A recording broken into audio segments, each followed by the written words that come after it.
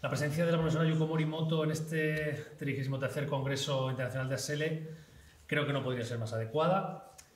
En primer lugar, por su vínculo personal y profesional con el ámbito japonés, en un congreso en el que Japón asiste, como sabemos, como país invitado y en el que hemos tenido la oportunidad de disfrutar de una jornada sobre español en Asia que ha supuesto un inicio inmejorable para nuestro evento.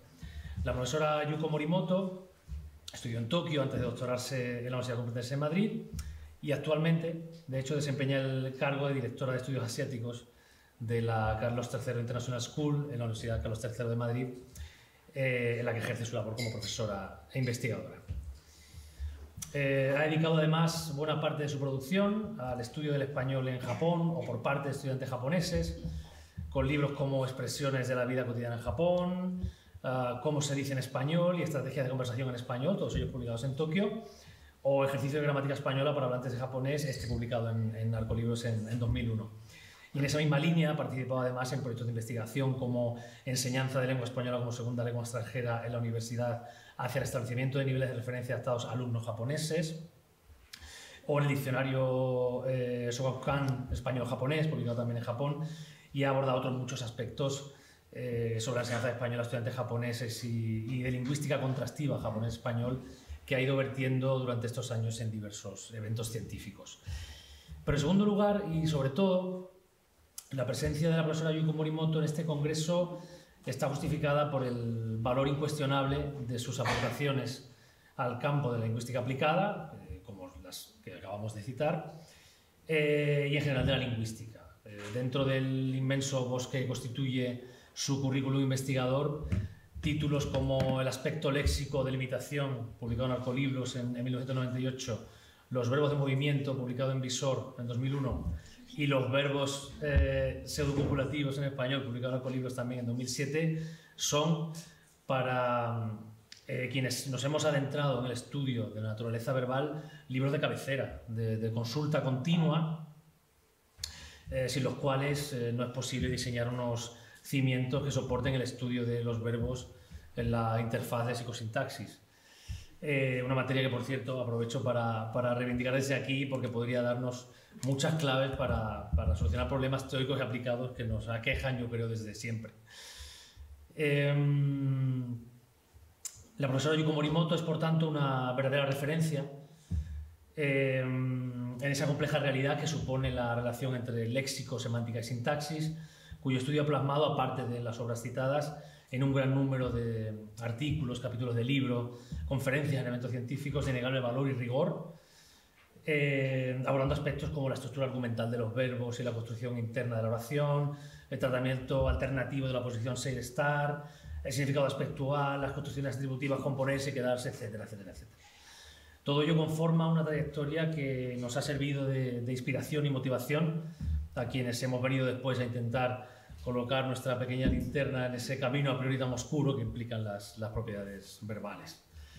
Para mí, por tanto, es una inmensa alegría presentar esta conferencia plenaria de la profesora Yuko Morimoto, a quien agradezco enormemente en nombre de la organización del Congreso y de ASELE que haya aceptado la invitación de estar hoy aquí. A quien cedo ya el turno para que nos deleite con su conferencia titulada Español y japonés, cercanías y distancias. Muchas gracias. Muchísimas gracias.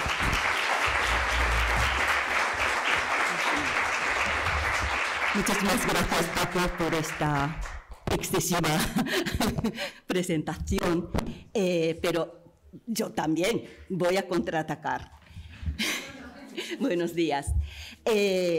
Por supuesto, quiero empezar esta intervención mía agradeciendo una vez más a todas las personas que han hecho posible este encuentro, a la Junta Directiva, al comité organizador, especialmente a los dos profesores clave de todo esto, culpables, ¿no? Al profesor Muñoz Bassols y al profesor Urbina.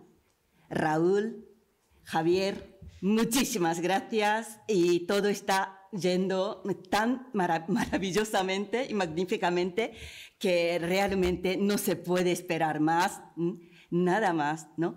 De un congreso, un encuentro como este. Así es que un fuerte aplauso. todos ellos. Vale. Y también la presencia de instituciones como el Ministerio, ¿no? La Dirección General El Español en el Mundo y representantes del Instituto Cervantes, Canela, ¿no? Hace que pues, ¿no? este encuentro cobre un sentido todavía más, digamos, más allá de lo que es, ¿no? En nuestro encuentro, sino nos expandimos y hacia, bueno, sin límite. Así es que también enhorabuena a todos, ¿no? Todos y todas las que estéis aquí. Y gracias por la asistencia. No esperaba que pudiera suscitar, digamos, el interés de tantos asistentes por la, digamos, aparente, digamos, ¿cómo diría yo? Pues que es una temática bastante limitada, ¿no? Y entonces tengo que decir que pues, es una responsabilidad muy grande para mí, porque en realidad, como pueden imaginar, aquí, venidos desde Japón y de cualquier otro sitio del mundo, pues hay muchísimas más personas que saben mucho más de este tema que yo, y de hecho estoy un poco temblando. En cualquier momento me pueden corregir, no me voy a enfadar, no me voy a deprimir, simplemente voy a empezar. Bien, mi charla se organiza de este modo en 3 bloques fundamentales, aunque me voy a centrar en el segundo de estos 3. Esto significa, y ya lo aviso de antemano, que van a tener que enfrentarse con muchísimos ejemplos y fenómenos de la lengua japonesa. Y lo que podría resultar bastante penoso, al menos pesado, para los que no lo conozcáis, no habléis esta lengua japonesa. Aún así, voy a intentar ser lo más clara posible. Y pues no duden, por favor, en pararme y preguntar en cualquier momento, si se ven pues abrumados, etc. De todos modos, quisiera comentar también que lo que voy a hablar, de lo que voy a comentar, en teoría, teóricamente al menos, es aplicable a la comparación del español con cualquier otra lengua del mundo. Por lo tanto, pues espero que, ¿no? Aunque no tengan estudiantes de hablas japonesa, ¿no? Nunca, pero siempre los contenidos de esta charla, pues espero que puedan servirles en su intento, en su tarea, ¿no? De ayudar, ¿no? al alumnado, ¿verdad? Entonces, de eso se trata este encuentro, creo. Pues vayamos con el primer tema, aprovechamiento del conocimiento lingüístico previo del alumnado. Cada una y en todas, y cada una de las ocasiones, y de hecho creo que algunas personas ya me han escuchado citar a Juan Carlos Moreno, pues aprovecho y vuelvo a lanzar el mismo, digamos, mensaje. Pues cito textualmente, para contestar cabalmente una pregunta del estilo de ¿cómo se puede llegar a Buenos Aires? Pues es preciso saber desde dónde se quiere llegar a esa ciudad. ¿Dónde estás? Sigue el autor. Está claro que las vías posibles desde Pekín no son las mismas que las existentes entre Seattle y Buenos Aires. En definitiva, no basta con saber dónde está Buenos Aires para responder a esta pregunta, sino que hay que saber dónde está la persona que la hace y al menos desde dónde se quiere llegar a esa ciudad. Ningún comentario más sobre esta cita. Queda muy claro, meridionalmente clara, yo creo, la intención del autor de que la defensa de lo que es, ¿no? la comparación entre la lengua materna y la lengua meta, pues resulta beneficiosa para, ¿no?, el proceso de la enseñanza-aprendizaje de esta última, la lengua meta. Sea una lengua extranjera, segunda lengua o bien lengua de herencia. La comparación. Bien, esto es así, además, desde, digamos, los principios, desde los principios de todo método sistemático de la enseñanza de lenguas extranjeras, no solamente de la lengua española, ¿verdad? Incluso aquellos métodos o teorías que defendían el no uso o no exclusión total de la lengua materna del aula, incluso la mayoría de ellos pues defienden, ¿no?, tener en cuenta la comparación, esos contrastes a la hora de planificar y preparar, digamos, la docencia. Esto está muy claro, salvo algunas excepciones como el método natural, inmersión, etc., ¿verdad? Ahora bien, al defender esto, obviamente tenemos que manejar, ¿no?, la idea de comparación con muchísima cautela. ¿Por qué? Porque se ha demostrado, y a través de estudios empíricos, de que no todas las diferencias necesariamente causan dificultades, ¿no?, para el aprendizaje, y tampoco las semejanzas pues garantizan siempre, necesariamente, repito, la facilidad de aprendizaje. Eso está claro. Por lo tanto, es muy importante, ¿no?, basarnos siempre en estudios realmente empíricos, basados en hechos y datos reales. Y también de ahí, ¿no?, también la importancia del papel del profesorado, que vive diariamente y en contacto directo, son testigos directos de lo que realmente sufren, ¿no?, sus estudiantes, ¿verdad? Por lo tanto, trabajos como los que indico aquí reflejan lo que acabo de decir, ¿vale? Porque se basan en datos empíricos, experiencias, ¿no?, totalmente contrastadas en el aula.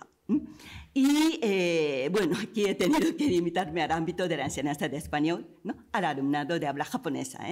Destaco los cuadernos de Canela, confederación con la que ACL acaba de firmar un contrato de colaboración, ¿verdad? Bueno, y también, ¿no?, digo que es necesario ir más allá de lo que son las diferencias y semejanzas superficiales. Muchas veces esas dificultades de que las diferencias no se repercuten en las, ¿no?, dificultades reales, etc., quizás se deban a que nos quedemos en la superficie. Por lo tanto, quiero destacar trabajos como estos últimos 4 que indico, que se basan en resultados de investigación contrastiva con una sólida base teórica. Esto es importante. Por su accesibilidad, pues destaco aquí este trabajo, puesto que está publicado por la editorial de la Universidad Autónoma de Madrid. Relativamente fácil de conseguir este trabajo. Es un trabajo reciente con estas características que acabo de mencionar, por lo que cualquier persona interesada, aunque no domine japonés, pues puede echar un vistazo a esta obra. Bien, sigamos pues con la lengua japonesa y sus contrastes con el español. Veamos aquí, lo que están viendo es la página web del Instituto Cervantes de Tokio. Y como ven, pues ya se ven la mezcla, la convivencia entre las dos lenguas. Aquí, la lengua japonesa, unas pinceladas. Para empezar, simplemente, no es tan relevante, pero que para que tengan claro que el japonés se escribe tanto verticalmente como horizontalmente. Bien, en el caso de la escritura vertical, pues vamos de derecha arriba, no, arriba abajo, eso sí, no de abajo arriba, arriba abajo y desde derecha hacia la izquierda.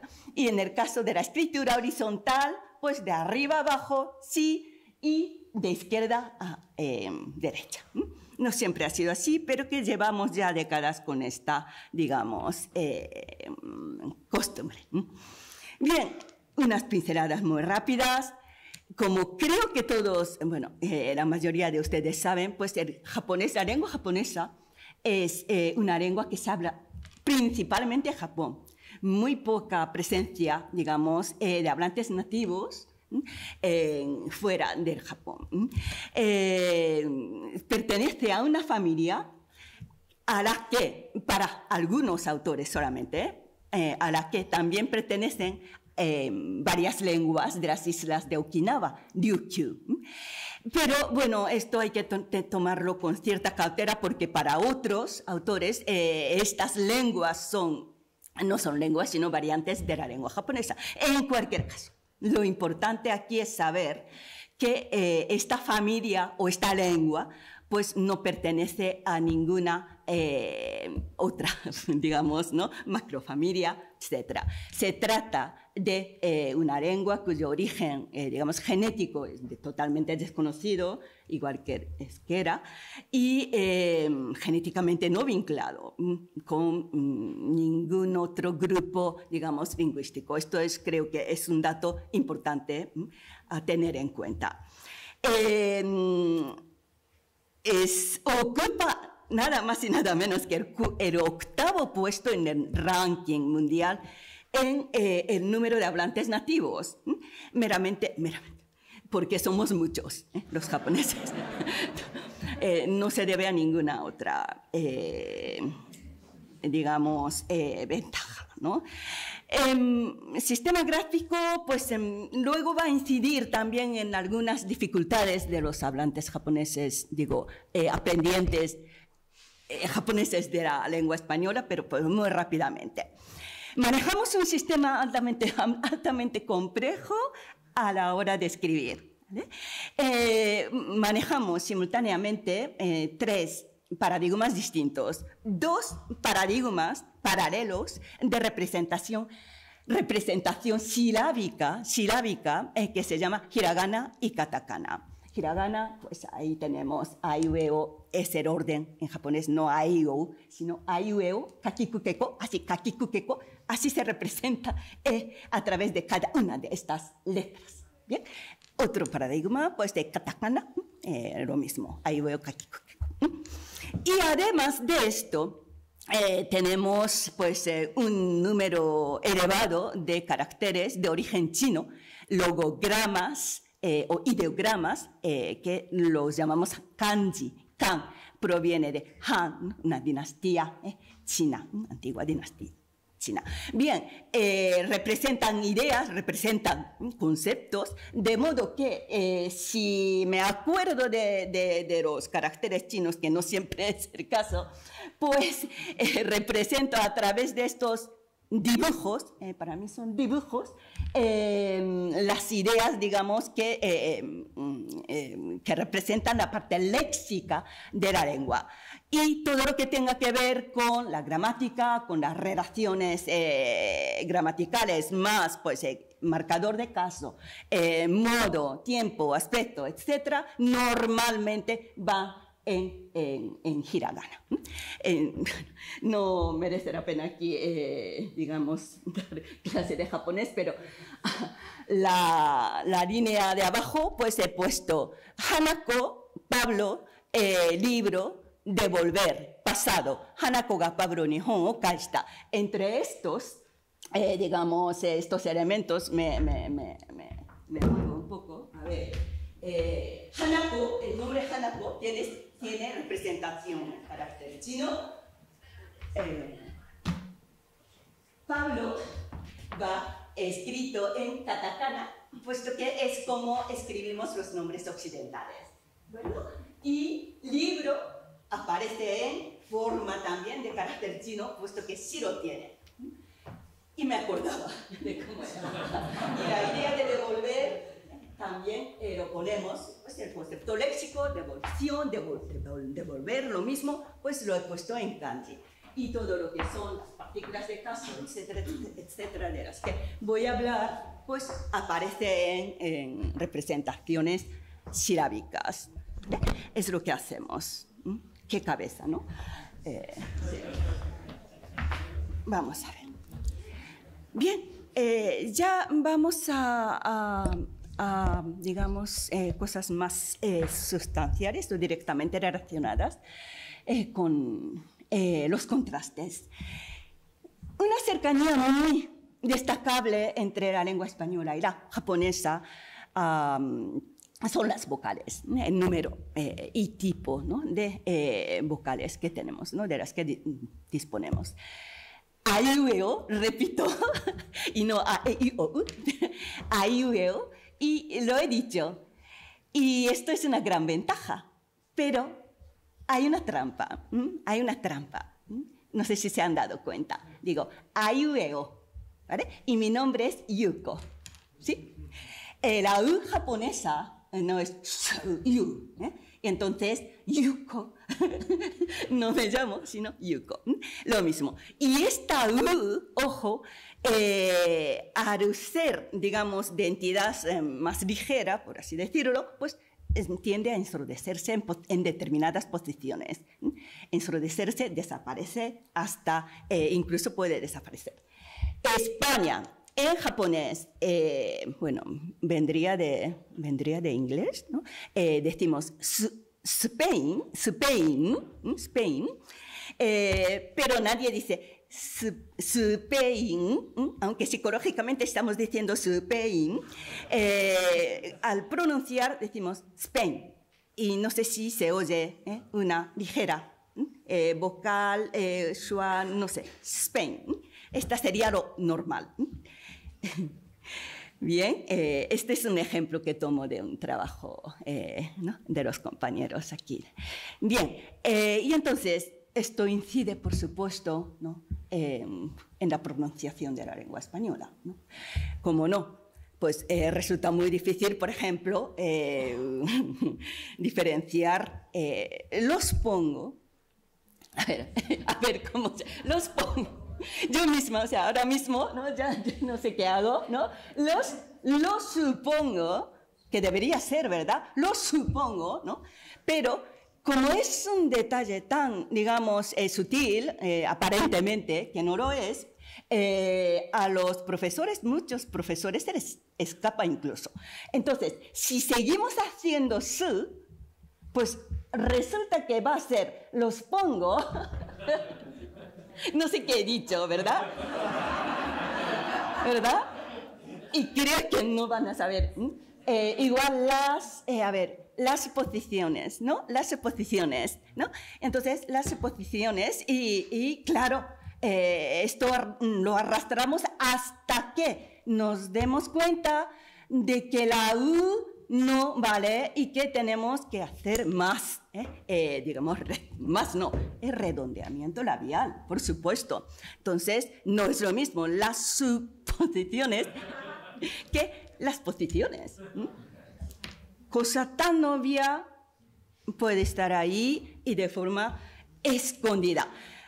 Pasando a las consonantes, no voy a aquí detallar mucho, pues el cuadro, bueno, es una de las formas de contar, pues según sea el autor, pues oscila el conteo, ¿no?, entre 13, 16 consonantes, que podría ser pues fonemas, o si las consideramos alófonos, pues depende.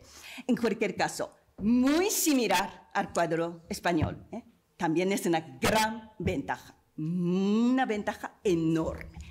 Y aún así, pues destacaremos algunas diferencias. ¿Cómo se ríen los hispanohablantes? Desgastando la garganta. ¿No? Porque si estoy resfriada y me duele la garganta, no puedo ni reírme, ¿no? Que es... Nosotros reímos con la... de otra forma. Sí. Ja, ja, ja, ja. Ja, ja, ja. Jijijiji. Jejeje. Jo, jo, jo, jo. ¿Sí? Ja, ja, ja. O sea, aquí la diferencia es grande. Aún así, se asimila bastante bien. Se asimila bien. Se entiende. Y es desgastar un poco más la garganta, por así decirlo, ¿no? Pero bueno, no, es tara única. La esta intervocálica, digo interdental, pues normalmente todos los japoneses que empiezan a estudiar español ya a nivel de universidad, ¿verdad? O high school, pues tienen un estudio previo del inglés, por lo que digamos que exceso de dificultad pues no suele suponer. La dificultad más grande, no vengo a hablar de dificultades, pero las diferencias que sí digamos, he constatado y hemos constatado que sí causa dificultades, son estas. Y la más grande, las líquidas, por favor. No me canso de insistir en esta diferencia. Lápiz, radio, y perro, ¿verdad? En japonés, pues solo tenemos uno. Un fonema que se suele, digo, solo se suele realizar como un pequeño tap, o sea que es como una vibrante simple, pero suave. Y que como no es un rasgo distintivo, da igual que diga lamen, no sé cuál he dicho, ¿verdad? Lamen, ¿sí? En japonés, no en español, porque esto de no lo hacemos, sí, pero ramen o lamen suena exactamente igual en el sentido de que no lo diferenciamos, no hay distinción, no es un rasgo distintivo, y esto es muy importante. En las posiciones intervocálicas, si yo ahora mismo cierro los ojos y alguien dice de cualquier forma estas palabras, tipo caramelo, calamar, y yo estoy escuchando nada más, y sin saber cómo se escribe, no sabría diferenciar. Esto ocurre con los nombres propios de forma muy frecuente. ¿Por qué? Porque en muchas clases ¿no? El profesor empieza a hablar de sí, el pintor verás que es, o bien pues cualquier nombre propio. Como forma parte del conocimiento cultural básico para, digamos, los hispanohablantes, pues al profesor no se le ocurre cada vez poner cómo se escribe, o sea, la palabra. Yo el otro día es que no sabía si era Elisa o Elisa, una amiga mía. Y tuve que ir a mirar, ¿sí? Realmente, o sea, no me canso de insistir. ¿Cómo nos manejamos? Pues sabiendo cómo se escribe. No hay más en esas posiciones, digo, ¿sí? Aquí las distancias son enormes, casi diría insalvables, pero que las salvamos, ¿no? Las salvamos aprendiendo cómo se escribe. Así es que, así de fácil, pero saberlo, ¿no? Ya cambia la vida. Porque si cada vez que, pues en una clase de historia, del arte, cualquier cosa, pues no hablemos, no ofrezcamos pues, nombres sin más, sino si hubiese una lista de palabras o nombres, ¿no? Que vayan apareciendo, ya con esto se ha solucionado. No significa que no vayamos a equivocarnos, pero que al menos cierta seguridad vamos a tener, ¿verdad? Bien. Oh, Dios mío. ¿Qué ocurre con este animal? ¿Cómo se llama? ¿Cómo se llama? ¿Verdad? Sí. Ahí estamos.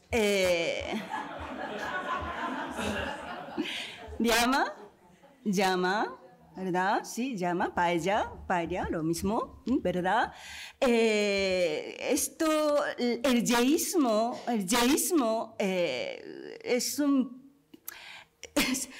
causa bastante confusión entre la población, digo, entre los aprendientes, digamos, ¿no? De habla japonesa. Porque ya para empezar, la fricativa, tiene excesiva amplitud, ¿no? De alófonos que se permite. Ya no hablo de rehilamiento del tipo cuando alguien me llama Shuko, ¿no? Para mí Shuko no es Yuko, pero ¿no? Tiene esa tan amplia gama de alófonos que en la lengua japonesa todas las realizaciones podrían corresponderse a fonemas distintos. Y entonces eso ya para empezar es bastante confuso, confundente, que digo yo. Y ahí, encima, llegamos a ver que un sonido como ya, que no sé si lo hago bien, termina siendo ya. ¿Qué ocurre? Ocurre que este animal sufre en Japón de este modo.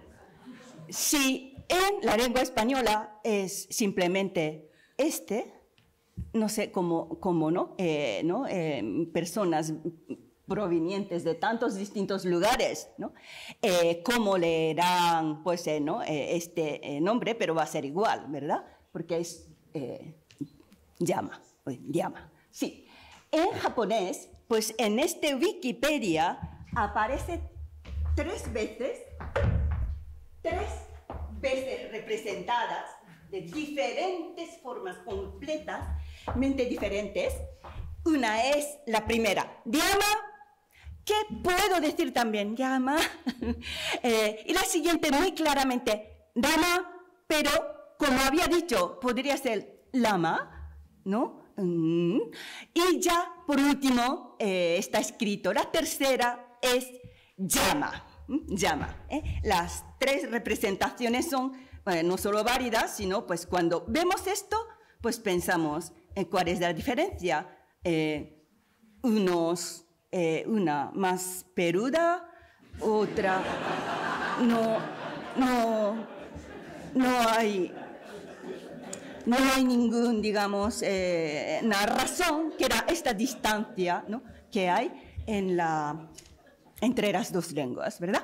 Bien, destaco, y creo que ya se han dado cuenta de cómo hablo yo, de que es una lengua fonotácticamente muy simple, o sea, la estructura silábica es muy simple.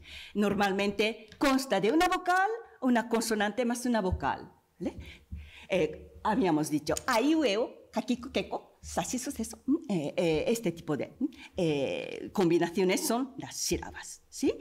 Y salvo algunas pequeñas excepciones con consonantes geminadas, que es, por ejemplo, aquí, kata, y digo como espagueti, este saltito que hacemos, pues ahí no es una consonante, pero que efectivamente ahí la estructura silábica es difícil de, digamos, ¿no? Representar, ¿no?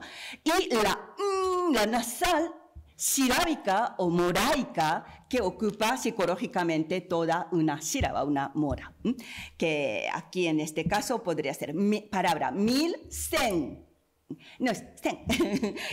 No sé si ven la diferencia. O bien maestro, sensei. Rápidamente dicho, decimos sensei, pero aún así, en nuestra psicología, ritmo es sensei. O sea, sensei, ¿sí? ¿Sí? Entonces, estas son las pequeñas, digamos, excepciones.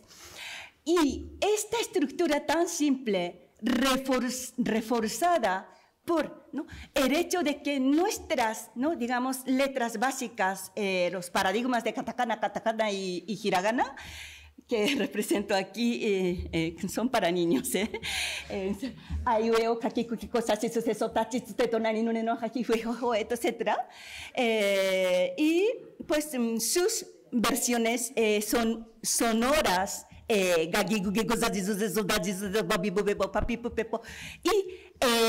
palatalizaciones correspondientes, etc. Así se escribe y refuerza la idea nuestra, quizás no tan acertada, de que las sílabas siempre son así, o sea, fonotácticamente tan simples. Añadiría yo aquí la costumbre de romanización que hacemos en Japón, que es parcial, no están todas las representaciones, que se basa, la más utilizada, el sistema más utilizado es de un autor americano, Hepburn. Entonces, digamos que está influido por el inglés. Lo que hace que, ¿no?, cuando aprendemos esto de niños, ya nos acostumbramos con el manejo de romaji, que son las letras de Roma, romaji, ¿no? Pero no se corresponde tanto a las lenguas latinas, por así decirlo, ¿no? Sí, romances. Eso también podría corresponder. Bien, entonces, digamos, esta tendencia, ¿no?, la estructura tan marcada ¿no?, fonotácticamente marcada de consonante vocal, hace que cuando nos enfrentemos con grupos consonánticos tan frecuentes en la lengua española, que ojo, aquí se añade el problema psicológico de L y R, muchas veces, sí, es horrible, pero pues tendamos a intercalar una pequeña vocal. Como, por ejemplo, pues encontré esta página de cómo viajar pues barato por Europa, pues se hablaba de BlaBlaCar, ¿vale? BlaBlaCar, en este caso en Francia. Pero, y me muevo otra vez, sí, BlaBlaCar y BlaBlaCar, vale. Pero en japonés tenemos bura, bura, bura, bura, bura, bura, ka. Entonces se convierte en bura, bura, ka. Muy diferente quizás, ¿no?, aparentemente, pero para nosotros pues es bura, bura, ka y ya está. Bura, bura, ka. ¿Sí? Sí, y es un ejemplo. Es un ejemplo. Esto ocurre también en la posición final, ¿no?, coda silábica. Entonces, por ejemplo, se puede ser Madrid, ¿no?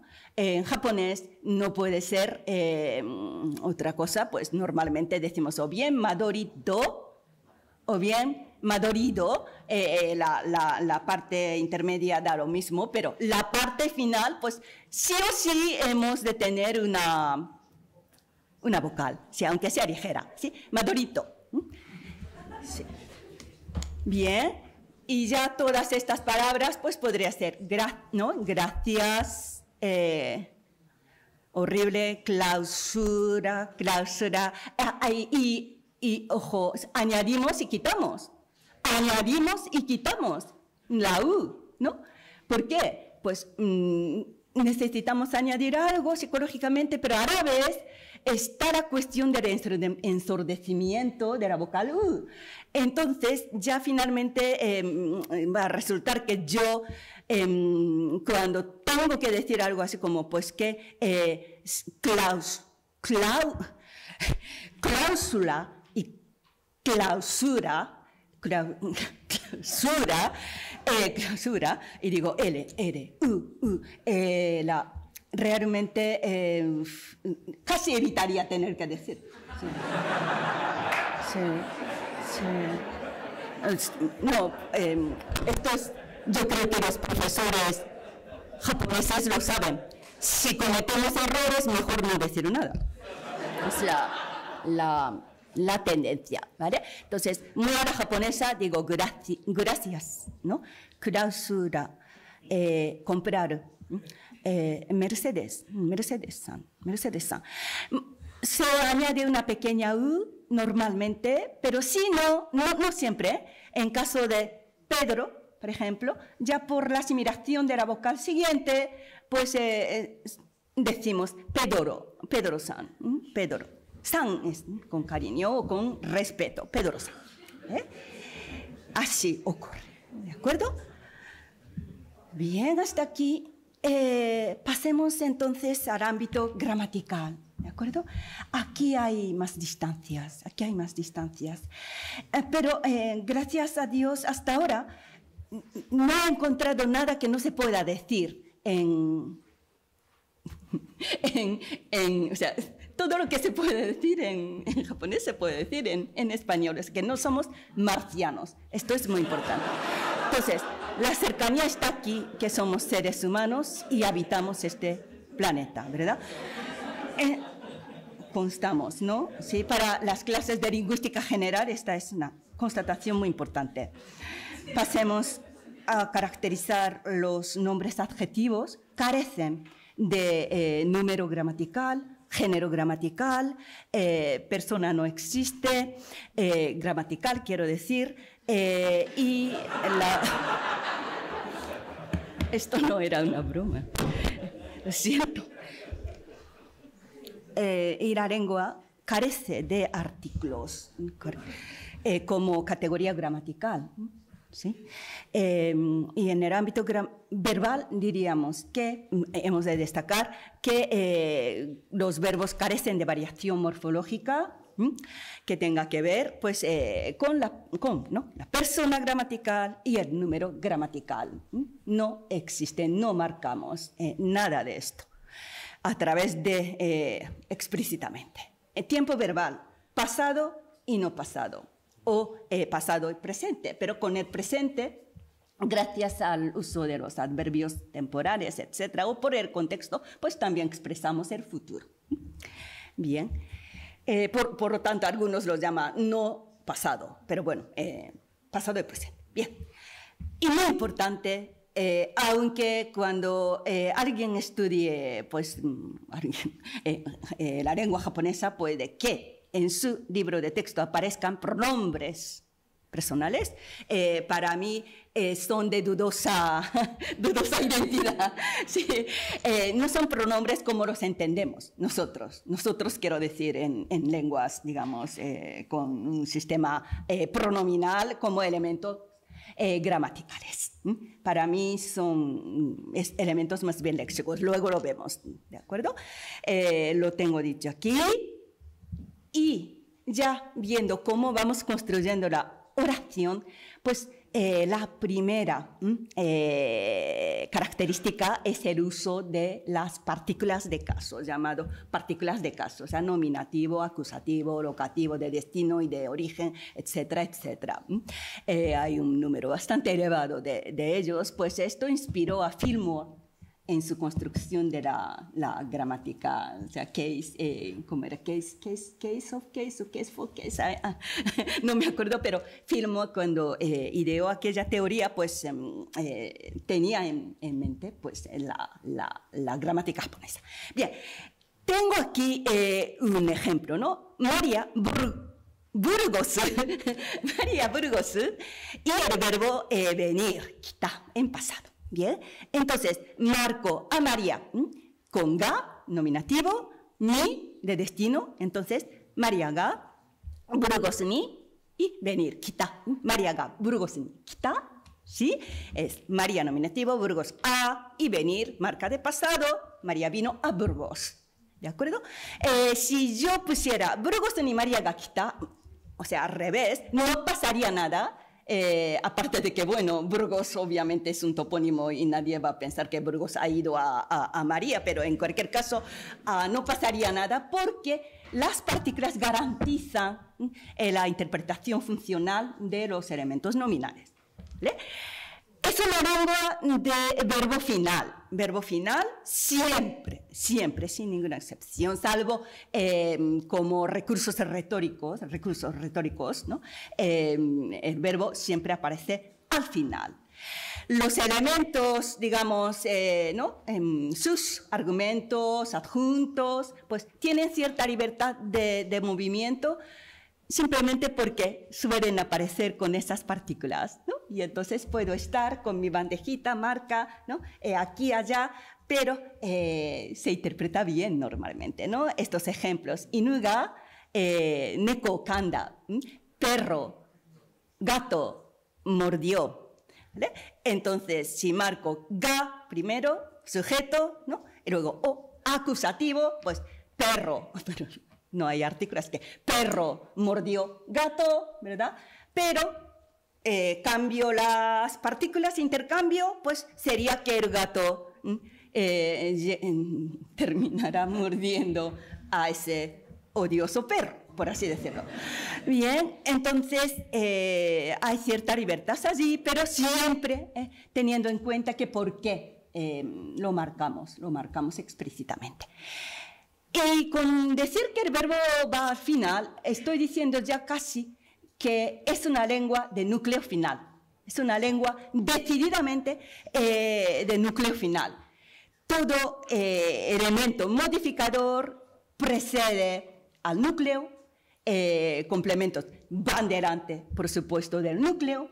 Las oraciones adjetivales, o sea, de relativo, tipo oraciones de relativo, va delante, por supuesto, del sustantivo, etcétera, etcétera, etcétera. Y no solo eso, todo elemento gramatical va hacia el final.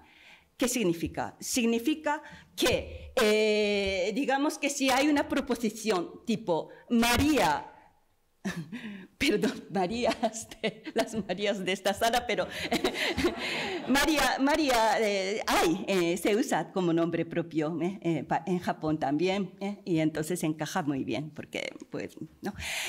María vino a Burgos. ¿Vale? María vino a Burgos, pues un contenido, digamos, proposicional, al que añado una partícula interrogativa que es la parte más central en realidad de la oración, porque es lo que le da, ¿verdad? El acto de habla, ¿verdad? Entonces, pues, María vino a Burgos, ¿ca?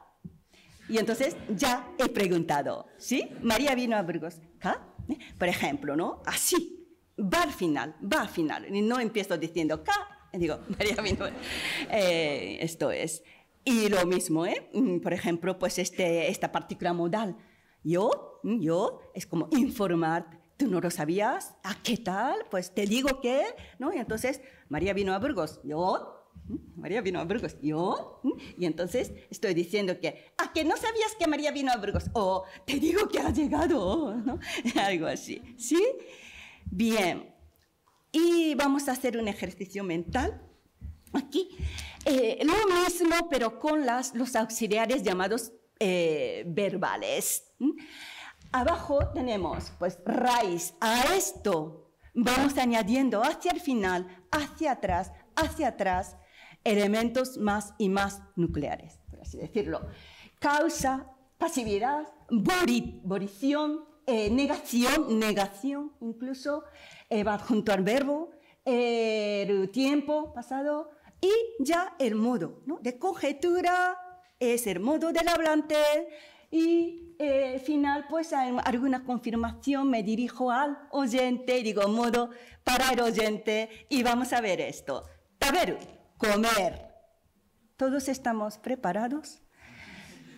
Tabe, saseru, causativo. Hacer comer, obligar a comer. ¿Sí? Sigo. Luego es pasiva. ¿Cómo sería? Ser obligado a comer, ser obligada a comer. ¿Vale? Tal vez hacer arer. ¿Sí? Volición. ¡Ay! Quiero ser obligada. ¿Sí? Tal vez hacer arer. ¡Ay! ¿Sí? Una cosa rara, pero es solo para el aprendizaje. Digo, para ver el contraste, ¿verdad? Un paso más. Negación, claro. A ver, ¿cómo sería? Efectivamente. No quiero, no quiere o no queremos, no sabemos, pero en fin, no querer ser obligado a comer. ¿Bien? Tal vez hacer areta kunai. ¿Sí? Importante la negación. Y va, final. Y ahí marcamos el cuándo fue. ¿Sí? Entonces, tal vez hacer areta kunaka. Pasado. Y todo esto lo empaqueto a través de una partícula de conjetura, darò un auxiliar, ¿no?, de conjetura, y digo que esto solo es una conjetura y digamos que disminuyo el valor de verdad de esta afirmación. Entonces, tal vez hacer una carta, darò, y digo, pues me imagino que no. Y digo, y como no quiero que esto sea digamos, mi monólogo, ¿no?, y lo interconecto, ¿no?, así, hacia mi interlocutor y digo, tal vez hacer una carta, darò, ahí, ¿no crees? O algo así, ¿sí? ¿No crees? ¿No estás de acuerdo? Algo así, ¿sí? ¿Sí? Bien. Necesidad de controlar un poco el tiempo. 5 minutos solamente. ¿Sí? Pues el año que viene hacemos otro. Ay, lo siento. Vamos a ver. Y entonces, si nos fijamos, si digo núcleo final, lo importante final, modo final, el oyente, digamos, mi interlocutor final, puedo ir viendo la cara y decir, a ver, cómo va reaccionando. Y puedo ir cambiando. Y esto lo hacemos con muchísima frecuencia. Mi padre contaba cuentos en el que pues, decía, murió la no sé qué niña, no, y yo contando. Y veamos esto en español. Lo he intentado, ¿vale? Supongo que no quiso ser obligada a comer, ¿verdad? Algo así. Todo lo importante, digamos, lo que yo, mi postura, etcétera, lo tengo que tener más o menos claro. Obviamente, tiene siempre el recurso de decir, supongo que no quiso ser obligada a comer, ¿verdad? Pues, ¿qué digo? Pero en realidad, ¿no? O sea, es la sensación que tenemos y puede que tenga que ver, ¿no? Esto, la necesidad que sentimos de hablar, de pensar que si abro la boca, tengo que saber qué voy a decir. Digo, en la lengua española o en inglés, lo mismo, ¿sí? Cuando en japonés quizás pudiera empezar pues, sin saber siquiera cómo termino, ¿sí? Esto yo creo que es podría tener un efecto, digamos, psicológico importante. ¿Por qué los estudiantes japoneses muchas veces prefieren no abrir la boca? Pues porque he de tener la postura clara y la tengo que manifestar, ¿no? Casi desde el principio, ¿sí? Bien, alta dependencia al contexto es una cultura llamada de alta dependencia al contexto. Digamos que todo lo que sabemos, todo lo que sé que sabes, no lo digo. ¿Para qué? Bien, por lo tanto, y tiene que ver también con que no tengamos el artículo, que no tengamos pronombres propiamente dichos, la no necesidad de marcar pues, persona y número de los verbos, etcétera, etcétera. No sé qué ha influido a qué, ¿no? Pero es así. Y entonces, a ver, para no alargar mucho, pongo este ejemplo del español, ¿vale? ¿Le entregaste el regalo a Ana? Una frase absolutamente normal en español, ¿vale?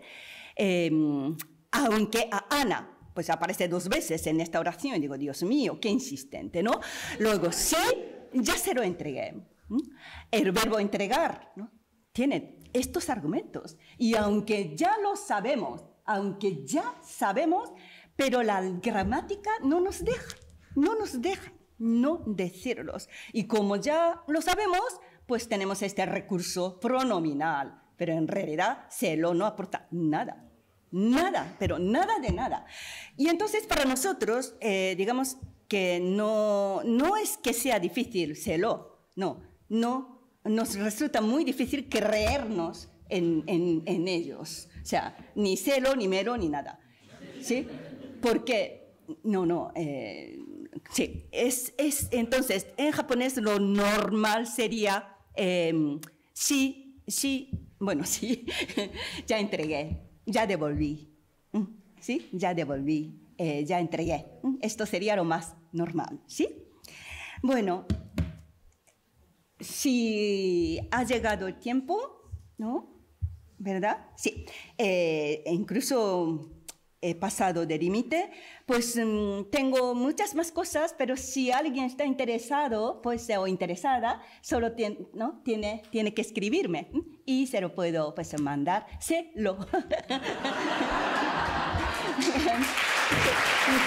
gracias. Lo que yo me pregunto de muchas de las cosas que dices es que entonces la entonación, ¿no? De las preguntas, o sea, como qué papel juega, ¿no? Porque nosotros sí que pues, se nos puede ir, ¿no? Cuando vamos a preguntar algo por la entonación. Sí, por supuesto. Pero para las preguntas, muchas veces, pues si con la K subida, o sea, esta K, es suficiente. No, pero sí, no lo he incluido por lo que no lo he repasado y entonces no quiero mentir, pero que es algo que tiene también pues diferente estructura que el español y sí, ahí habría que mirar. Sí, no te podría contestar bien. O sea, pero hasta el final uno no sabe qué se le está preguntando, ¿no? Es posible. Es posible, sí. No solo posible, realmente es así, sí. Ahora quiero decir, sí. Creo que me llama la atención. Salvo que sean preguntas parciales, tipo qué, cómo, etcétera, ¿no? Estas palabras interrogativas sí que existen. Entonces, si ya la contiene, pues ya lo sabemos. Pero si no, digo... tengo hambre, no, pero tengo yo, eso sería raro. ¿Tienes hambre? ¿Tienes hambre? No, lo mismo, ¿no? Aquí, o sea, la partícula convierte ahí, ya en ese momento, la oración en interrogativa, sí. Y por ejemplo, ¿cómo te llamas? ¿Se dice te llamas K al final? ¿O sí ¿Cómo? Sí. ¿Cómo te llamas? Esto ya forma parte, digamos, de interacciones ritualizadas un poquito, ¿verdad? ¿Cómo te llamas? Y entonces sería su nombre, algo así, y no digo mucho más, ¿sí? Su nombre en español también se hace, ¿verdad? Sí. Sería muy raro que en japonés alguien te dijera directamente ¿cómo te llamas? O ¿cuál es tu nombre? No, sino, pues, ¡ay, su nombre! ¿no? Algo así, ¿sí? Pero eso ya forma parte, ¿no? De lo pragmático, quizás cultural, sí. Que también es interesante. Sí, es interesante, sí. Muy bien. ¿Verdad? Sí. ¿Alguna última cosa muy rápidamente? Sí, Concha. ¿Necesitas micro? No, solo quería decir que no nos ha hablado de wa y ga, Sí. que es un drama para quien intenta estudiar Japonés, sí lo sé. Ayer, a última hora, borré la diapositiva. Porque en este contexto, ¿verdad? Tuve que primar las cuestiones, digamos, que nos dificultan a nosotros más bien, aunque sí tiene que ver con la topicalización, etcétera. Pero sí, es una lengua con el tópico muy marcado, una prominencia muy grande que tiene la estructura informativa, gramaticalmente, ¿no? Codificada, ¿sí? Y eso es otra cuestión también, ¿verdad? Otra charla, sí. ¿Podría ayudar a los estudiantes? Es una pregunta. Sí. ¿Podría ayudar a los estudiantes a entender el cambio de orden en español? Por supuesto. Por supuesto, sí, sí. Yo creo que las borré, pero por supuesto, porque se cree que, ¿no? En la enseñanza del español, pues el orden, ¿no? Relativo de los constituyentes, pues es algo que tenemos que esperar hasta bastante, ¿no? Pero en realidad forma parte de una interacción muy básica, ¿no? ¿Quién va? Yo, ¿verdad? Perdón, ¿quién va? Yo, así. ¿Y tú a dónde vas? Pues a este sitio. Y en japonés, efectivamente, ¿no? Estas cosas se reflejan, ¿no? A través del uso de wa y ga, etcétera, etcétera, a través de esas, ¿no? Marcas de tópico, marcas de sujeto, que son diferentes, ¿no?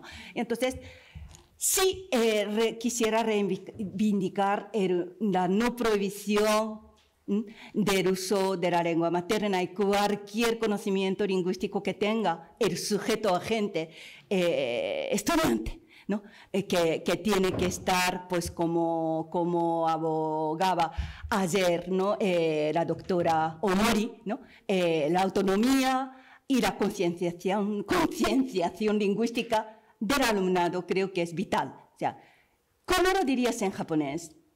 Es esto en español. ¿Sí? ¿Sí? Entonces, si en español pues decimos que me han pisado el pie, ¿no? Me han pisado el pie. Y claro, sí, mi pie, el pie, ¿no? O me han robado no sé qué. Y ahí decimos que esto es la pasiva japonesa. Es la pasiva japonesa. Yo fui robada, ¿no? O yo fui pisada el pie, o bien fui llorado por alguien, ¿sí? Y ya inmediatamente vemos la función. Y así yo creo que hay que aprovechar al máximo todo lo que trae el alumnado y cada vez más, ¿verdad? Con la interacción, tecnología y discurso, que son los tres temas centrales de este encuentro.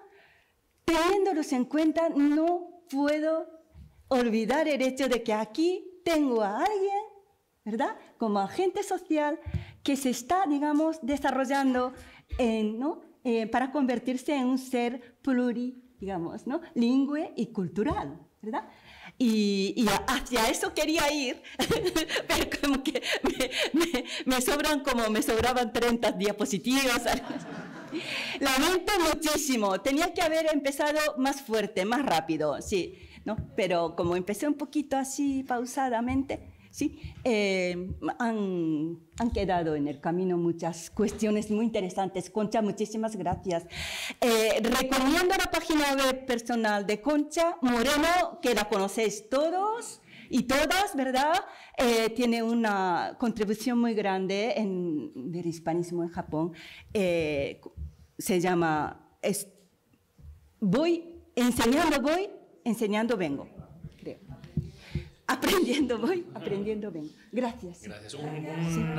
Un aviso muy rápido antes de pedir a la profesora Morimoto. Hoy tenemos un poco más de tiempo para comer y os rogamos que estéis puntualmente a las 3 luego para el turno de comunicaciones de la tarde. Y ahora sí, profesora Morimoto, muchas gracias otra vez. Gracias.